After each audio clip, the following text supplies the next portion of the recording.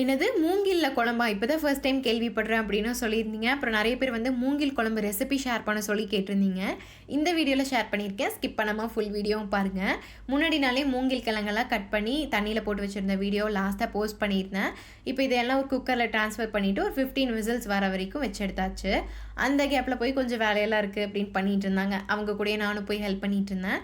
இப்போ குழம்பு ரெடி பண்றதுக்காக மொளகா ஆட்டுறதுக்கு ரெடி பண்ண ஸ்டார்ட் பண்ணிட்டோம். இதுக்கு என்னென்ன இன்கிரீடியன்ட்ஸ் ஆட் பண்ணியிருக்கேன் அப்படிங்கிறத ஃபர்ஸ்ட் கமெண்ட்ல பின் பண்ணியிருக்கேன். செக் பண்ணிக்கோங்க. இப்போ இது எல்லாமே நல்லா வறுத்து ஆற வச்சு கிரைண்டர்ல அரைச்சு எடுத்தாச்சு. இன்னைக்கு விறகடுப்புல செய்யலாங்க அம்ச்சி அப்படின்னு சொன்னேன். அதனால அந்த அடுப்பு தான் ரெடி பண்ணிட்டு இருந்தாங்க. முன்னாடி நாளே ஒரு பெரிய டம்ளர் அளவுக்கு பச்சை பட்டாணியும் கருப்பு கொண்ட கடலையும் தண்ணியில் ஊற வச்சிருந்தோம். ஸோ பாத்திரம் வச்சதுமே இதை ஃபஸ்ட்டு ஆட் பண்ணிவிட்டு அது கூடயே மூங்கில் கிழங்கும் விசில்லாம் வந்துருச்சு. அதையும் இது கூட சேர்த்து கொஞ்சமாக சால்ட்டும் தண்ணியும் ஆட் பண்ணி வேகிறதுக்காக வச்சாச்சு.